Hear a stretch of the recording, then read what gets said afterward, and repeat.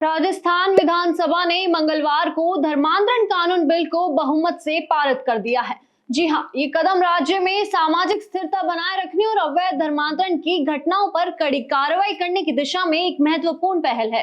भाजपा विधायक गुरबीर बराड़ ने जोर देकर कहा कि ये कानून भारत पाकिस्तान बॉर्डर के पास के इलाकों में बढ़ते मामलों को ध्यान में रखते हुए लाया गया है, जिससे हालात में सुधार आएंगे और सामाजिक सामंजस्य स्थापित रहेगा।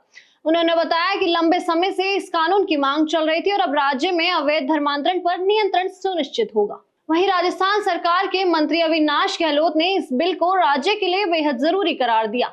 उन्होंने बताया कि राजस्थान भारत में पहला ऐसा राज्य बन गया है जिसने धर्मांतरण के खिलाफ सख्त नियम लागू किए हैं। मंत्री ने साफ कहा कि अब धर्मांतरण का गलत खेल खेलने वालों की राहें बंद होगी, जिससे समाज में शांति बनी रहेगी।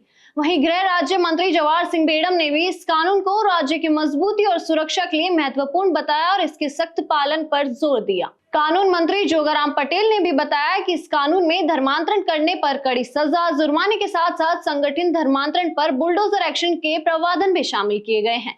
इससे ये सुनिश्चित होगा कि अवैध गतिविधियों में लिप्त लोग अब खुलकर काम नहीं कर पाएंगे। कानून को पारदर्शिता और सख्ती से लागू कराने के लिए सभी जरूरी व्यवस्थाएं सुनिश्चित की जाएगी। वहीं निर्दलीय विधायक रविंद्र सिंह भाटी ने भी सकारात्मक दृष्टिकोण से बिल का समर्थन किया।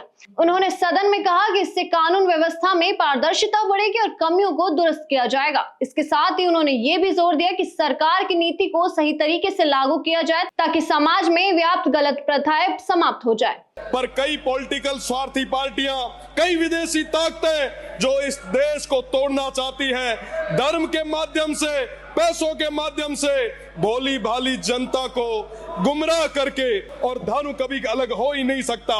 इस बिल को पास किया जाए। तरीके के जो धर्मांतरण करने वाले जो लोग हैं, जो दूषित मानसिकता जो रखने वाले लोग हैं, संस्थागत रूप से जो ये कार्य कर रहे हैं, उनको किसी भी सूरत में बख्शने की जरूरत नहीं है। इस नए कानून के लागू होने से राजस्थान में सामाजिक शांति और धर्म निरपेक्षता के साथ साथ सुरक्षा व्यवस्था और भी मजबूत होगी। धन्यवाद।